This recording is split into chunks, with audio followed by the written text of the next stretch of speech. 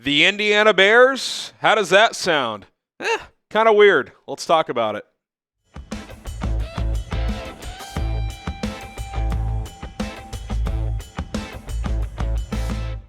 I'm Harrison Graham. We got breaking news here on a Thursday morning. I was ready to talk about the Max Crosby, Caleb Williams interview. We already filmed that. We'll save that for later. Subscribe for daily updates here. A lot of stadium development stuff. So Adam Hogue, and I got to give Hogue a lot of credit here. He's had a lot of reporting on this really throughout the whole saga.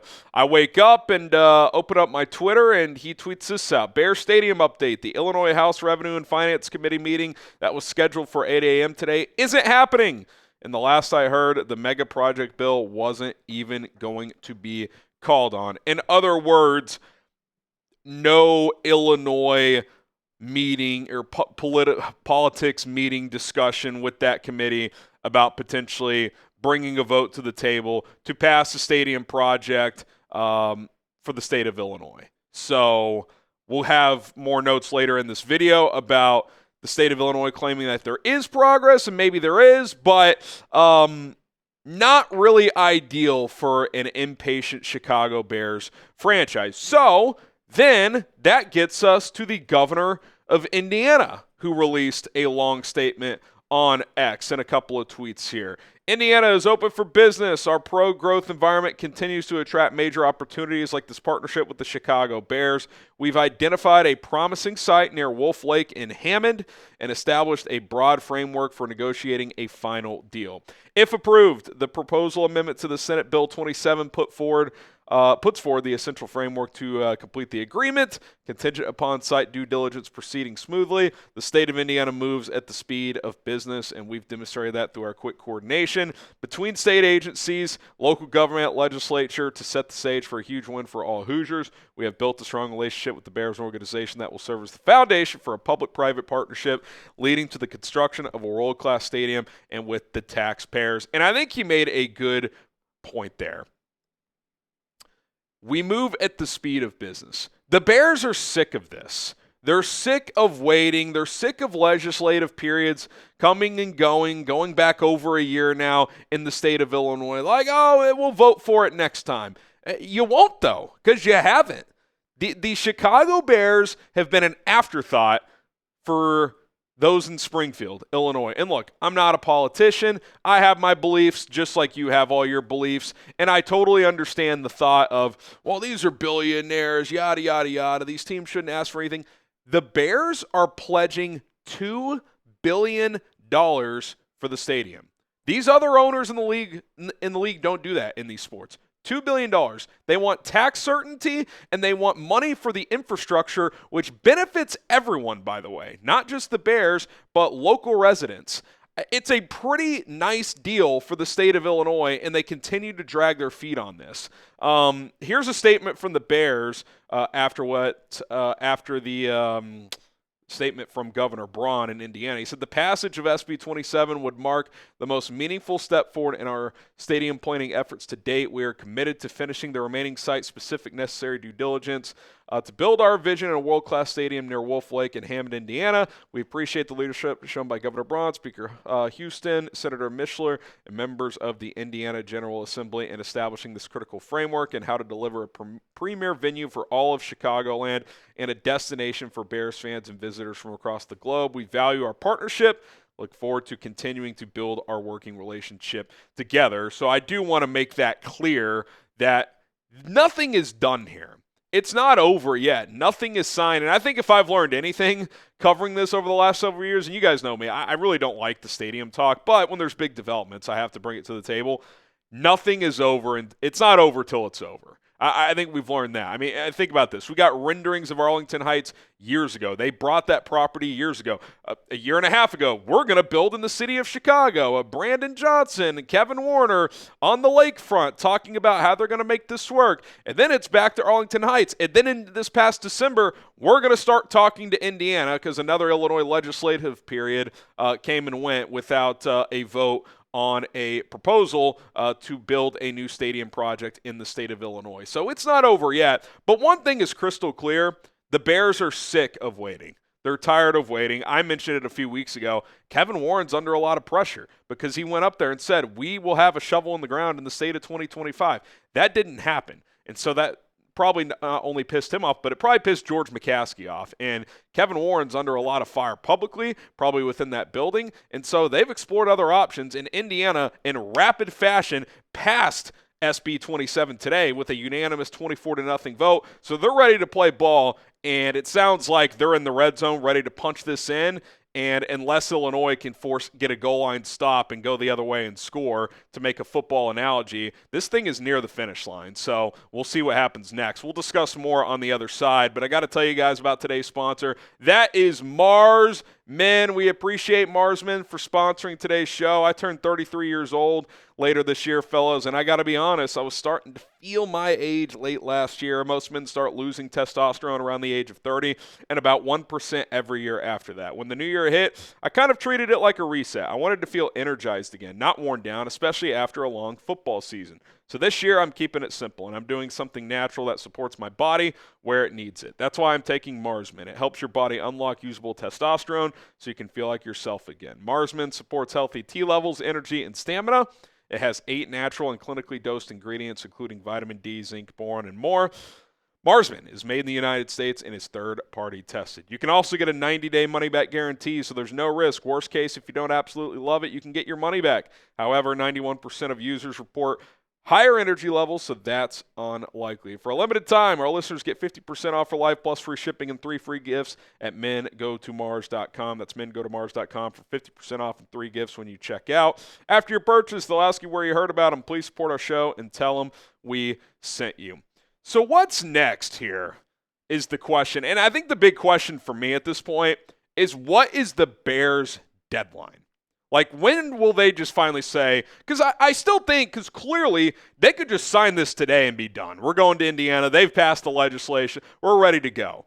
I think George, and probably Kevin Warren too, but especially George, is like, we're a charter franchise. We've been in the state of Illinois forever. Like, do I want part of my legacy going to a rival state? Like, do I want that? We know George really cares about the history of the Chicago Bears. So, and we've talked about it. The Bears song says the pride and joy of Illinois. I don't want to make more of that than what it is. It's just a song from however long ago, but it is symbolic. It's not the pride and joy of Indiana, right? So it's very interesting, but I do think today is clear. Eventually enough is going to be enough. They're not going to drag their feet on this forever. I don't know what the deadline is. I would say it's before the summertime. Like, is it the draft? Is it the end of May, which I know is another legislative session? I don't know, but it's coming soon, and the Bears are going to make a decision in the year of 2026. That I feel pretty darn confident on. Brendan Moore tweeted this out. He said, was told this morning by someone close that, quote, all is well. This is negotiations between Illinois and the Bears. Committees get canceled all the time in Springfield. The final bill language likely wouldn't have been ready regardless. So to Bears fans following, don't read this as Illinois efforts derailing. Now, you can take that one of two ways. Is that damage control from the state leaking this out?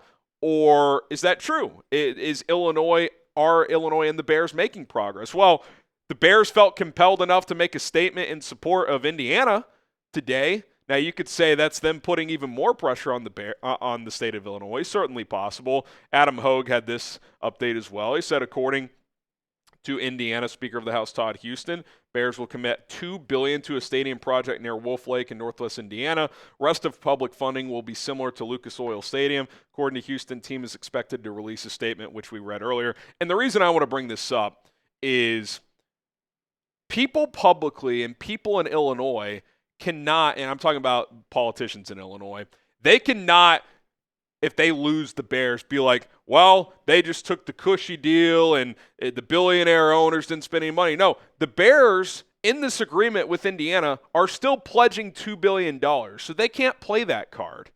The state of Illinois can't be like, well, they said all along they were willing to spend $2 billion, but once Indiana came over, they didn't pay a dime. No, they're pledging $2 billion. Whether it's in Illinois or whether it's in Indiana. Again, most ownership groups do not do that for these stadiums. They kind of rip off the taxpayers, for a lack of a better term. Okay, Rappaport saying Indiana moves closer to being the next home of the Bears. Illinois canceled a meeting this morning where a project bill involving the Bears was to be discussed. Again, what's-his-name was saying that those meetings get canceled all the time. Doesn't mean there's not progress, but still, to my point, the Bears and the state of Indiana did release statements today, so I think that speaks for itself. I think this is interesting just for people who may not know.